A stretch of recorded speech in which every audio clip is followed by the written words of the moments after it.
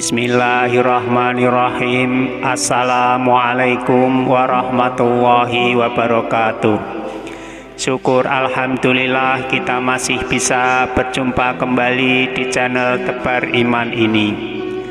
Sholawat dan salam tak lupa selalu kita sanjungkan kepada junjungan kita Nabi Agung Muhammad Sallallahu Alaihi Wasallam. Allahumma sholli ala Sayyidina Muhammad wa ala ali Sayyidina Muhammad. Doa saya semoga kita semua selalu dalam lindungan Allah Subhanahu wa Ta'ala, selalu diberikan kesehatan, dilapangkan rizki, dipanjangkan umur, serta dimudahkan dalam segala urusan. Amin ya Rabbal Alamin. Pemirsa beriman yang dirahmati Allah, Allah Subhanahu wa Ta'ala telah menjamin rezeki setiap manusia, bahkan kepada makhluk yang lainnya sekalipun. Allah Subhanahu wa Ta'ala berfirman dalam Al-Quran yang artinya, dan tidak ada suatu binatang melata pun di bumi melainkan Allah lah yang memberi rezekinya, dan Dia mengetahui tempat berdiam binatang itu dan tempat penyimpanannya.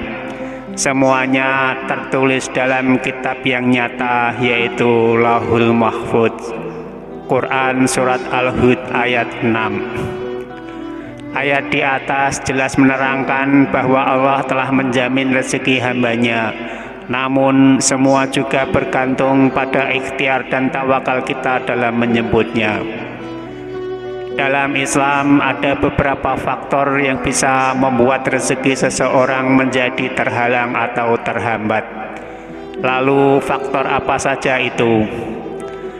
Sebelum kita lanjutkan, saya mohon dukungan kepada semua pemirsa untuk like, subscribe, dan share video ini supaya channel ini bisa berkembang dan bermanfaat untuk banyak orang. Berikut 7 faktor atau penyebab rezeki seseorang menjadi seret atau terhambat. Yang pertama yaitu kurang ikhtiar. Memang Allah telah mengatur rezeki kita, tapi bukan berarti kita tidak berusaha maksimal dan pasrah begitu saja. Allah Subhanahu wa Ta'ala berfirman dalam Al-Quran yang artinya, bagi manusia ada malaikat-malaikat yang selalu mengikutinya bergiliran. Di muka dan di belakangnya mereka menjaganya atas perintah Allah.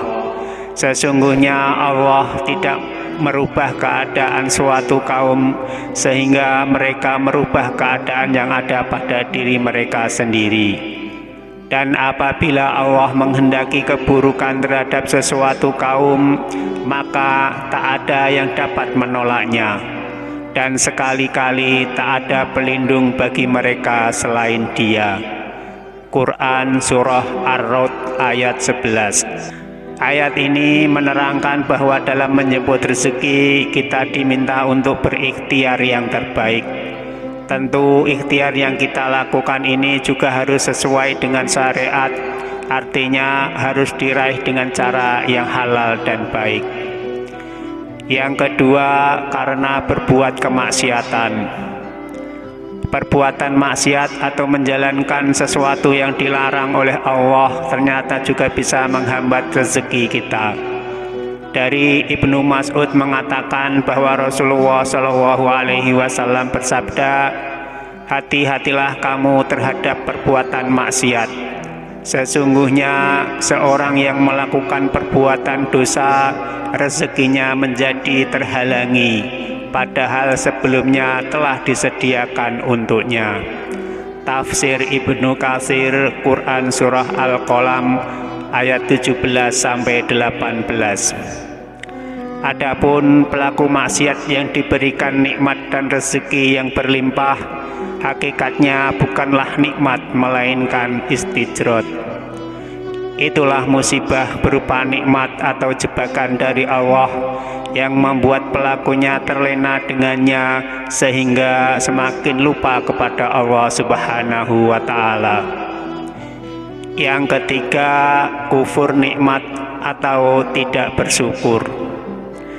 Rasa syukur adalah suatu perbuatan yang menunjukkan berbagai pengaruh dari nikmat yang dilimpahkan Allah kepada hambanya, di mana hati dan keimanan ikut dilibatkan dalam menampakkan rasa syukur tersebut.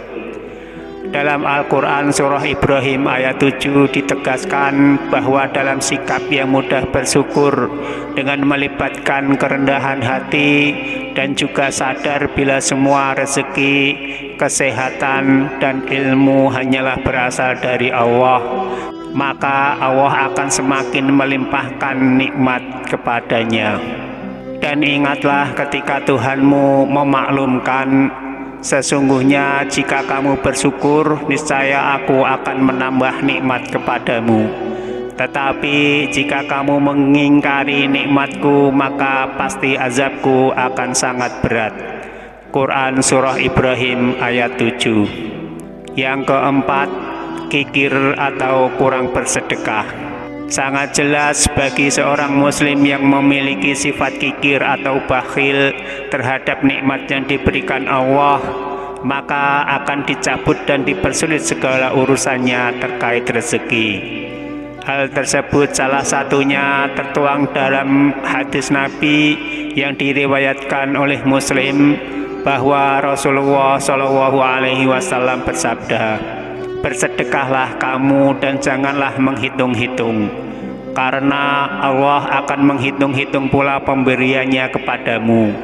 Dan janganlah kikir, karena Allah akan kikir pula kepadamu." Hadis riwayat Muslim. Yang kelima, enggan membayar zakat. Zakat merupakan salah satu amalan yang Allah syariatkan bagi umat muslim yang sudah terkena nisab atau wajib zakat.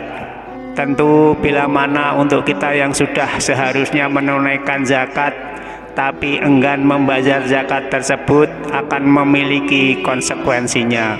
Salah satunya adalah potensi terhambatnya rezeki kita. Yang keenam, sibuk dengan dunia dan lalai dengan akhirat. Meninggalkan tugas dan kewajiban sebagai seorang hamba kepada Allah karena terlalu sibuk bekerja untuk mendapatkan keberlimpahan harta. Kalaupun mendapat harta yang berlimpah karena kerja kerasnya di dunia, harta tersebut menjadi tidak berkah karena kewajibannya kepada Allah ditinggalkan dan terlalu sibuk dengan urusan dunia. Dan hal itu pada akhirnya akan menjadikan sebab rezekinya seret, bahkan segala nikmat yang telah ia dapat akan dicabut oleh Allah Subhanahu wa Ta'ala. Yang ketujuh, memakan uang atau harta haram. Memakan uang atau harta haram juga bisa menjadi faktor penyebab rezeki seseorang menjadi terhambat. Karena uang haram jelas tidak berkah meski secara fisik memiliki harta yang berlimpah. Wallahu a'lam bishawab. Pemirsa beriman yang dirahmati Allah, demikianlah beberapa faktor atau penyebab terhambatnya rezeki dari Allah Subhanahu wa Ta'ala. Semoga kita senantiasa dijauhkan dari perbuatan-perbuatan tersebut. Dan semoga tayangan ini bisa bermanfaat untuk kita semua. Amin ya Rabbal Alamin. Wassalamualaikum warahmatullahi wabarakatuh.